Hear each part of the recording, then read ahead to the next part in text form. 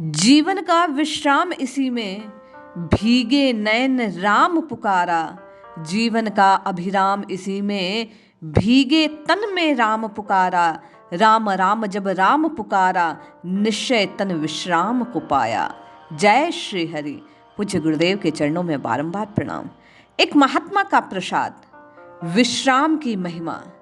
जीवन में विश्राम का महत्व क्या है और विश्राम किसमें है, ये दोनों बातें जब स्पष्ट हो जाएगी इस कथा के माध्यम से, तो निश्चित ही आप और मैं जीवन के परम लक्ष्य राम जी की प्राप्ति की ओर एक और कदम आगे बढ़ा लेंगे। आइए महात्मा के प्रसाद को ग्रहण कीजिए और अपने जीवन को धन्य कीजिए। वे लिखते हैं, विश्राम निर्बल का बल और सफलता के लिए अचूक अस्त्र है। जब सभी प्रयास असफल हो जाते हैं तब विश्राम से सफलता होती है। इस दृष्टि से विश्राम अंतिम साधन है। लक्ष्य से अभिन्न होने के लिए विश्राम अत्यंत आवश्यक है। प्रत्येक दशा में क्षोभ रहित होने से ही यथेष्ट विश्राम मिल सकता है। विश्राम आलस्य नहीं है, अक्रमण्यता नहीं है। विश्राम वह जीवन है जिससे सभी क्रियाएं उदित होती है अथवा जिसमें सभी क्रियाएं विलीन होती है। जिस प्रकार अचल हिमालय से ही अनेक नदियां निकलती है और सभी नदियां जाकर उसी समुद्र में विलीन होती है जो अपनी मर्यादा से प्रतिष्ठित है, उसी प्रकार समस्त प्रवृत्तियों का उद्गम स्थान भी विश्राम है और समस्त प्रवृत्तियों का अंत भी विश्राम में ही निहित है। विश्राम जड़ तत्व नहीं है, विश्राम चिन्मय तत्व है। विश्राम उन्हीं को प्राप्त होता है जो अपने लिए सभी वस्तु अवस्था आदि से असंग कर लेते हैं। शक्ति संचय का केंद्र एकमात्र विश्राम है। गहरी नींद के द्वारा विश्राम पाकर शारीरिक श्रम को दूर किया जाता है, कार्य करने की क्षमता पुनः प्राप्त होती है। शारीरिक विश्राम आवश्यक श्रम से, मानसिक विश्राम अनावश्यक संकल्पों से त्याग से और बौद्धिक विश्राम संकल्प पूर्ति के सुख का त्याग करने से प्राप्त होता है। प्राकृतिक नियमानुसार भौतिक विकास भी विश्राम में भी निहित है। प्रत्येक बीज पृथ्वी में विश्राम पाकर ही विकसित होता है। मृत्यु ही तो प्राकृतिक विश्राम है, नवीन जीवन की ओर ले जाती है। जीवन का सदुपयोग जीवन में ही विश्राम प्रदान करता है जो नित्य जीवन को प्रदान करने वाला है। और नित्य जीवन को प्रदान करने वाला जीवन धन राम जी की प्राप्ति, ये राम नाम है। विश्राम साधन भी है और साध्य भी है। वे महात्मा कहते हैं कि कारण की विश्राम में ही समस्त शक्तियों का विकास होता है और उनके सदुपयोग से अंत में मिलता है विश्राम ही, क्योंकि विश्राम में ही जीवन है, चिन्मयता है, नित्य नवरस है।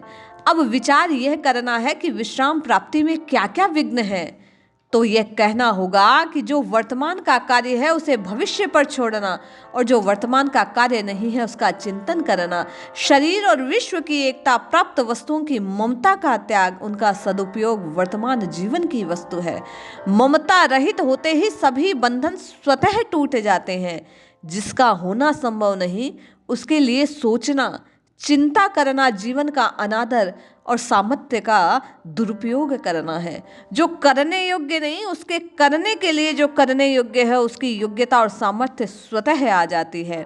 हमें तो संसार की सेवा करना है, उससे लेना कुछ नहीं। बेचारा संसार स्वयं ही किसी की खोज में है, वह हमें दे ही क्या सकता है। पूज्य महात्मा कहते हैं, फिर भी हम उसके पीछे पड़े हैं, यही प्रमाद है। अतः हमें संसार की धरोहर जो शरीर आदि वस्तुओं के रूप में प्राप्त है उसे सेवा में लगा देना चाहिए, आगे उससे क्षमा मांग लेना चाहिए। जब हम संसार की समस्त वस्तुओं को उसी की सेवा में लगा देते हैं तब हम स्वभाव से ही उसके बंधन से मुक्त हो जाते हैं और समस्त संसार हमसे मुक्त हो जाता है। भय समाप्त हो जाता है। जो संसार से कुछ लेना देना नहीं अपितु उसे मिली वस्तु उसी को दे दी तो स्वयं विश्राम पा लेना, तो साधन सिद्ध हो गया। साधन तत्व साधक का जीवन है और साधक का स्वभाव है। अतः विश्राम उस अनंत का स्वभाव है और हमारा जीवन है। और जीवन धन की प्राप्ति अर्थात विश्राम की प्राप्ति इस जिह्वा से राम राम राम राम जपकर होती है। महात्मा कहते हैं, विश्राम आते ही दीनता तथा अभिमान की अग्नि सदा के लिए शांत हो जाती है।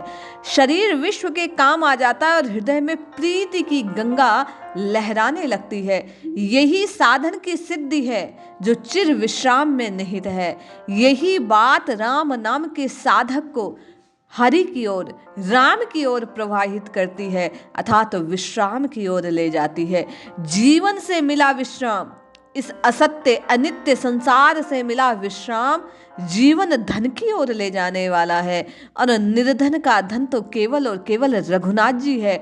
दीन होकर जिसने महात्मा ने कहा उन्हें पुकारा, उसे निश्चय ही उस राम की प्राप्ति होती है। इसलिए आप और मैं भी विश्राम की महिमा को जानकर इस जीवन के प्रत्येक कष्ट से विश्राम दिलाने वाली राम नाम औषधि को जिह्वा पर धारण करें और राम राम राम राम जपकर अपने जीवन में विश्राम को आमंत्रित करें, प्रतिष्ठित करें, परिमार्जित करें और राममय होने के स्वप्न को साकार करने का एक प्रयास करें।